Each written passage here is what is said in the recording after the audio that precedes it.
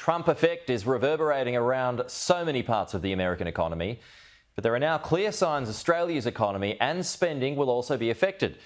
The first impact might be cheaper petrol prices. Hooray! As oil prices fell after Trump's proclamation.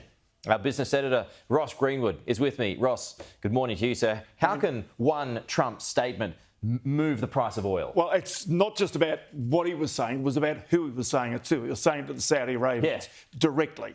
And basically, the Saudi Arabians are close allies of America. But he's basically now calling on Saudi Arabia to bring down oil prices. So just have a listen to him overnight talking to executives at that Davos conference in Switzerland. This is what he said. And it's also reported today in the papers that Saudi Arabia will be investing at least $600 billion in America, but I'll be asking the Crown Prince, who's a fantastic guy, to round it out to around $1 trillion. I think they'll do that because we've been very good to them.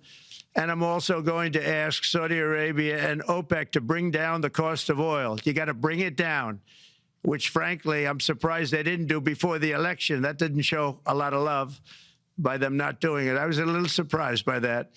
If the price came down, the Russia-Ukraine war would end immediately. Right now, the price is high enough that that war will continue. You got to bring down the oil price. You got to end that war.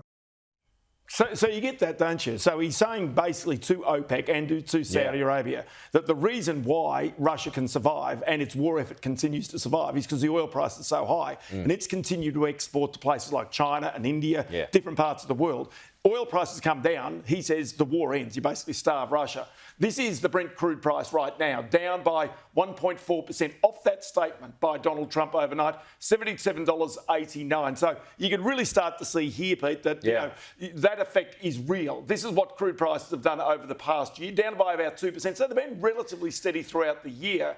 But what he's saying is if they come down from there, not only does that help a whole bunch of things, including, say, for example, inflation, but then quite clearly it helps the US economy as well. Well, I mean, are fuel prices actually going to come down? Because I'm not sure they have.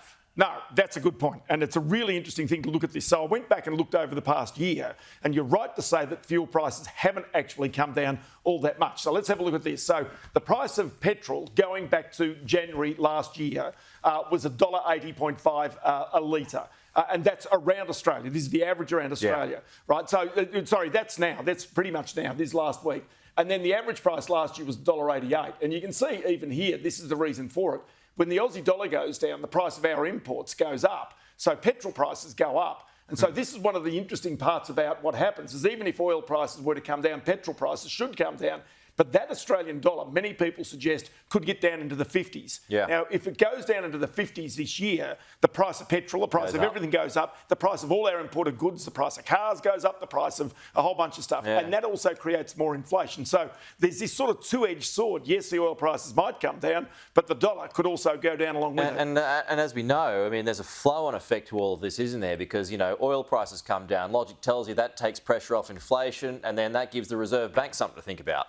So that, again, is part of the whole rhetoric. If we want inflation to come down, one of the keys to bring it down is going to be the oil price. But then if inflation doesn't come down quickly enough, as we know, the Reserve Bank will just keep interest rates on high as they have been. So the other thing about this I just wanted to take you to is this is now the markets. So if I go back into December, the chance of a rate cut in February, I think it's February 19 or February 14 it is, something like that. It's the third Tuesday in February. They were 19% in December. They're now 56%. So this is about the latest inflation numbers that have come out, the latest employment numbers. And so now really markets are starting to even up that call about interest rates coming down in the next little while. Okay, so we get the economic stuff. Donald Trump said something else overnight that might have the Treasurer scratching his head. The Treasurer and the Defence Minister, Richard Marles, you've just spoken to. So have a listen to this. To bring back strength and peace and stability abroad, I'm also going to ask all NATO nations to increase defense spending to 5% of GDP, which is what it should have been years ago. It was only at 2%, and most nations didn't pay until I came along. I insisted that they pay, and they did, because the United States was really paying the difference at that time, and it was unfair to the United States. Now, Pete, he's talking about the NATO nations there, and they're, broadly the European nations. But don't pretend that he's not going to look at Australia as well. 5%. 5%. That's a big whack. Right? So I want to show you. Yeah. So I've gone back through the last couple of budgets and just had a bit of a look. So in 22-23, we spent less than 2%, 1.9 but 3% of our GDP, our total economy, was on defence spending. Then that picked up a little in the past year, and now 2.01, so barely 2% now. Now, he's saying 5%. So this means that we're spending this year, I think, $55 billion on defence. It is going to ramp up to around about 2.2% over the coming years. But it really shows that if Donald Trump says the mark in the sand is now 5%, wow, it is a big lick out of Australia's budget, which already, as we know, is under significant pressure because of falling iron ore and coal prices as well. All right, there you go. We'll see if we get there. Probably not. Probably not. Yeah. Yep. Thanks, Ross. Talk to you soon.